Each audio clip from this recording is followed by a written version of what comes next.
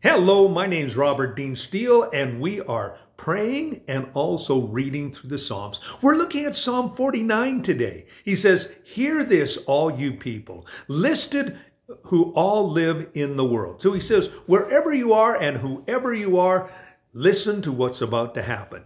Both high and low, rich and poor and like. He says, there is no respect here when it comes to what I'm about to say. My mouth will speak of wisdom, and the utterance from my heart will give understanding. So he says, I want to give you some wisdom, and I want to utter what's in my heart today. I have turned my ear to the proverb. With the help, I will expound my riddle. He says, I want to bring to you some truth, an enigma, a riddle, but I want to speak words of wisdom as well. He says, why should I fear when evil days come, when the wicked deceives surround me? Those who trust in their wealth and boast of their great riches. He says, I'm not afraid. I'm not like the wealthy man or the wicked man. He says, and no one can redeem the life of another or give God a ransom for him. He says, you cannot pay off God. He says, the ransom of life is costly. No payment is ever enough. Jesus said, you can't put a price on a soul. Then he goes on to say that he should live forever and not see decay. There's nothing that you can do to delay death. And the only one who can do that is, of course, who rose from the dead. For all who can see wise men die. The foolish and the senseless, they all perish.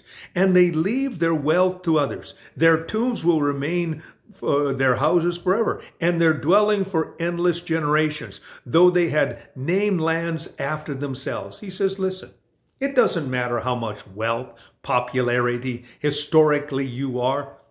Basically, we all end up in the same place. But man, despite his riches, does not endure. He's like the beast of the field. He perishes. This is almost sounding macabre. This is the fate of those who trust in themselves and in the followers who approve of their saying. He says, you may have a wise man, you may have a philosopher, you may have a great religious leader, but he says, in end, their particular situation basically dies with them, and so does their followers. Like sheep, they are destined for the grave, and death will feed on them. The upright will rule over them in the morning, and their forms will decay in the grave, away far from princely manners. He says this is what is happening to those who trust in themselves. But God will redeem my life from the grave, and he will surely make me to himself. So he's saying, listen, this is the fate of those who follow after man-made ideas and after their own understanding. But he says, there is someone who can redeem me. And who is that? The Lord. And he's going to take him to me to himself. He says, this is the destination for the righteous. Do not be overawed when a man becomes rich, when the splendor of his house increases, for he will take nothing with him when he dies, and his splendor will not descend with him. He says, look at the wealthy. They're not going to be able to take it. Though he lived, he counted himself blessed, and people praised you when you prosper. He says they will join the generation of his fathers, and they will never see the light of light. He says, basically, their legacy, their influence dies with them.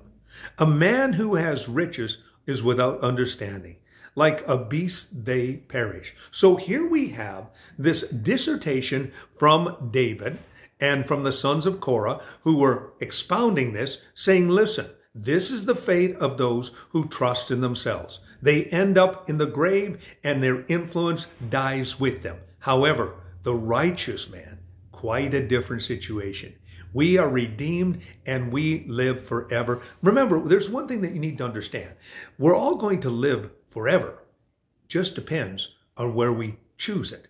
And if we choose our own way, that's where we're going to end up, in our own way separated from God. But if we choose the Lord, we're going to be with him forever. Jesus said, I go to prepare a place for you, and where I am, you shall be always. Quite a difference.